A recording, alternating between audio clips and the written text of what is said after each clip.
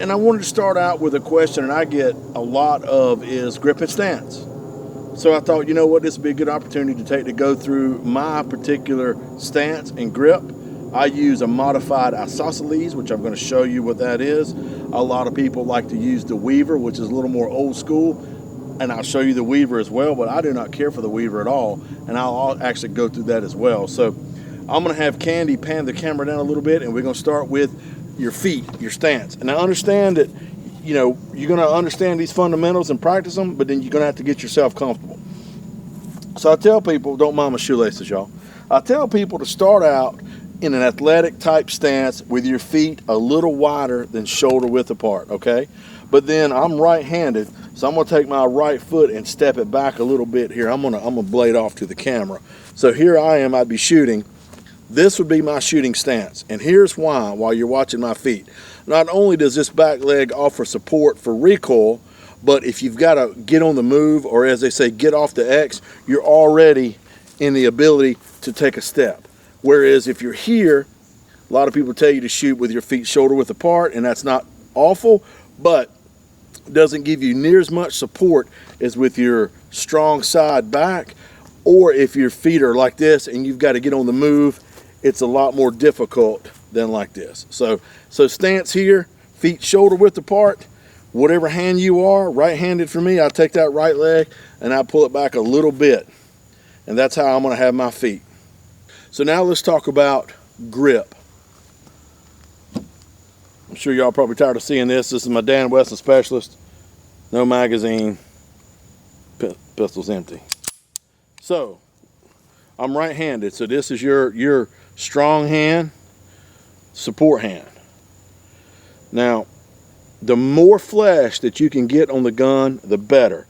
So you're going to take your strong hand and you're going to get it here. I'm going to get tied up on the camera. You're going to get it deep in that beaver tail. You're going to get a good solid purchase on that pistol. Now I've got my hands wrapped around it. You can see here. But there is an area. So if I was shooting one-handed, this will be my one-handed grip. But if I have the chance, I'm going to shoot two-handed. So you take your support hand, especially like the heel, this area here, and you're going to wrap that up with both thumbs pointed in the same direction. Now you see how much flesh I've got covered on that gun? I've got a good, nice, deep grip on the beaver tail, as well as I've got a lot of flesh. Both thumbs pointing downrange, but you do want to make sure you don't drag any of your thumbs against that slide. And you damn sure you see people shooting like this. Now y'all know from the video, every time you shoot a semi-automatic handgun, that slide is reciprocating. And if you see somebody shooting like this, I call that a self-correcting problem, because that slide's going to take a bite out of them. So you want to make sure. Now this is a 1911. Now what I'm showing you is going to be pertaining to any semi-automatic handgun. A lot of times I'm going to ride that safety with my thumb. So here's my grip for this pistol here. And that's a pretty good, strong, steady grip. That allows me to maintain control of this revolver. Maintain control of this pistol. I'm sorry, I'm thinking about the revolver. But also understand that Dan Wesson, 25 lines per inch on the mainspring housing, the front strap, and these nice aggressive stocks, and all that also aids in your ability to get a good solid grip. Now let's take that grip and incorporate your stance. Now your stance, most people think your stance is going to start with your feet, but I'm going to disagree. I'm going to say the stance starts with your pelvis. The pelvic area is the foundation of your shooting stance. So, remember we talked about that footwork there. My strong side foot is back a little bit. My pelvis is centered over my feet. So I am straight down. And then I'm showing you this solid grip here that I've got. And then you're going to lean into the gun just a cat hair. Let me show you here. So now you see me, I like to shoot a little bit like this. So I'm leaned into the gun a little bit. And leaning into it is fine. What that's going to help you do also is mitigate a little bit of that recoil. Now, don't lock your knees, don't lock your elbows. So when you're out here like this, you see how I got my elbows? They are not locked, nor are my knees. And the reason that is, well, if you've ever been horseback riding, you've ever been in a horse and he's in a full gallop and you're going to stand in the stirrups and your knees act as shock absorbers. Well, your elbows are going to perform that same function when you're holding a handgun. So they're going to do a lot of that recoil mitigation as well as keep everything comfortable. And then if you've got to, you know, fight somebody off, God forbid, you know, you've got this area here to work with. Now this is called an isosceles stance because I'm essentially making an isosceles triangle with my arms. Now the reason I like that is it lets me cover 180 degrees. So threat is downrange, bad guy coming up here to my port, I can turn here and I can turn here. And I can cover my 180 degree plane without ever moving my feet or really straining my muscles. Now we talked about the Weaver. Weaver's a little bit more old school, and I'm gonna show you now. I am not pointing at the camera. The camera is unmanned and the pistol is unloaded, but I'm still. So the Weaver, you're gonna kind of blade off at the target, and then you're gonna stand like this and you pull your arm around, and this is gonna be your Weaver. Now you see what I'm doing here? Now that's kind of an old school. I think the police come up with that to, and I could be wrong on that, but I see a lot of old school cops shooting Weaver. And supposedly that presents a less area for target or what have you against a bad guy. However, to maintain this position, I've actually got to strain some muscles, and that's going to affect your natural point of aim. I mentioned natural point of aim, and this is very important.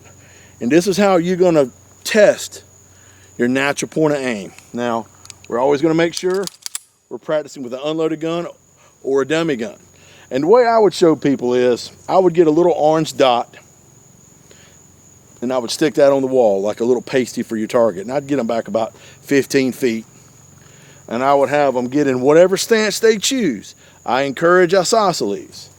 And I would have them get good sight alignment, sight picture on that orange dot. And I'm like, get me good sight alignment, sight picture. You're aiming at that orange dot. Then I'm going to have them close their eyes and count to 15 and open their eyes. And see if those sights drift. Now they're going to drift a little bit, but to see if they drifted a great deal. So if they have, you got to adjust your shooting stance. Because here's what's happening, y'all. If you are not having to contort your body to keep that good natural point of aim, sight alignment, sight picture, you should be able to shut your eyes and open them up, and them sights have barely, if at all, moved.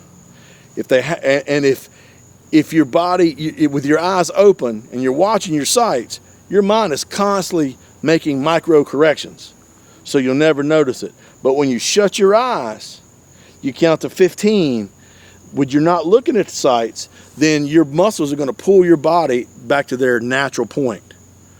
And so then when you open your eyes, you're like, oh hell, I've drifted 3 inches port or 4 inches starboard. Then what you need to do there is you're going to have adjust your stance where your feet hit out.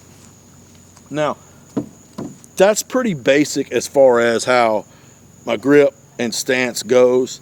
There's a lot more to it, but this I feel like is enough to get you started in practicing. Now, I'm going to encourage you always, please, if you're practicing, make sure your gun is clear, double, triple check your gun is clear, have no live ammunition in the room anywhere near you. And then start off getting your feet like you want them. Start off practicing that isosceles with a good grip here and here, and then work on that natural point of aim and make adjustments to your feet to get your natural point of aim where it needs to be. And once you've got your natural point of aim like you do it, then practice like that.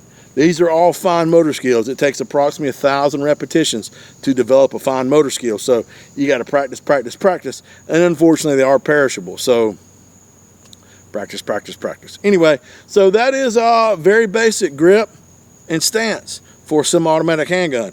We're going to do one. We're going to cover one here for a revolver coming soon. The grip and all is going to be similar. The stance is going to be the same, but there are some nuances that are different. So it's certainly worth talking about. But anyway, there you go. Y'all take care of yourself. We'll see you.